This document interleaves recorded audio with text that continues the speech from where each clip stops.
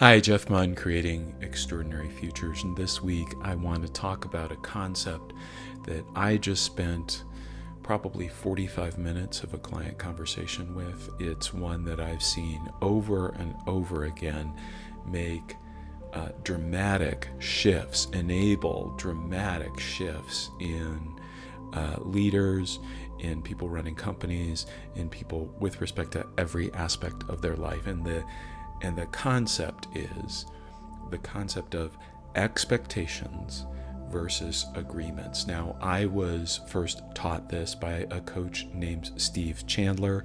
I've worked with other coaches where this is an incredibly important part of focus of the work that they do. We go through life with expectations of ourselves, expectations of how other people are going to behave, expectations of how someone who's a direct report to us is going to do their job, expectations of how a client is going to show up, a customer is going to show up, a board member is going to show up, an investor is going to show up. And most of these expectations are unclear and even unstated. You didn't meet my expectations is a place that we can come from as a leader where it feels like we are powerful. It feels like, I'm disappointed in you and therefore you're going to change your behavior and do a better job. And for the person on the other end of it, it just feels like, wow, I had no idea what you were talking about because you never told me. You should know that this is part of your role. You should know that these were part of your goals. This leads to frustration, and it actually leads to defensiveness in the person whose expectations you have of them. Have you ever been on the receiving end of expectations where someone said, you should have known, or you haven't met my expectations, or I'm disappointed, I had this expectation that blah, blah, blah. The first impulse that I have when I receive that kind of information is to defend myself, is to say, well, how was I supposed to know that? Is to say, well, no, that's not right. So I will call that the curse of expectations. Expectations lead nowhere good. They lead to disappointment in the people that you have the expectation of. If they meet your expectation, great, they met your expectation.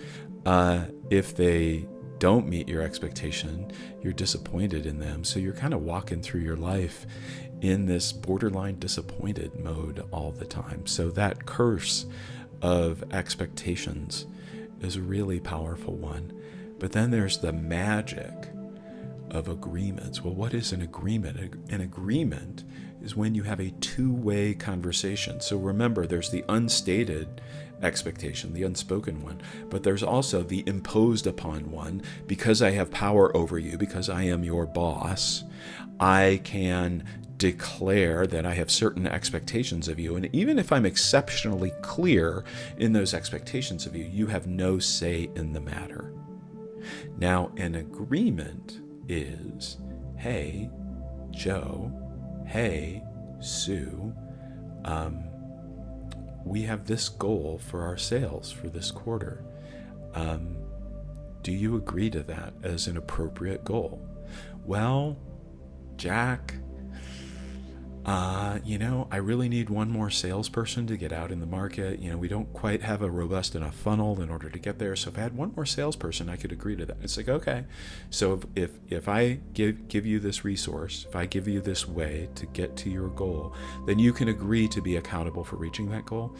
Yeah. And so there's every step of the way, there is a conversation that's going on that is two-way. We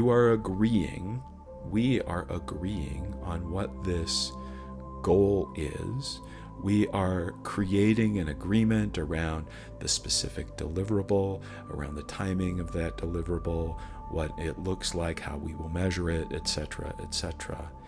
And when I say the magic of agreements, you will find that people, once they have an agreement with you, once they have had input on that with you, they will strive to meet it. So going from defensiveness, I didn't say that, what do you mean, how was I supposed to know, to, oh yeah, we're on target for that. It looks like we're going to meet it by quarter end. We might be a little bit short, but I'll keep you posted. I'll let you know if I need anything. Great. It will not only remake your business, it can remake your personal life too. When I think about issues that I've had, questions that have come up in my marriage, for example, it has almost always been because there was an expectation, often an unspoken one, rather than an explicit agreement. Now, sometimes there just isn't time to get to an agreement, and you're going to have to realize in that process that there will be things that fall through the cracks. But as much as possible, if it's important, have an agreement as explicit as possible, and everything will change for you as a leader. Take care, and I'll see you next time.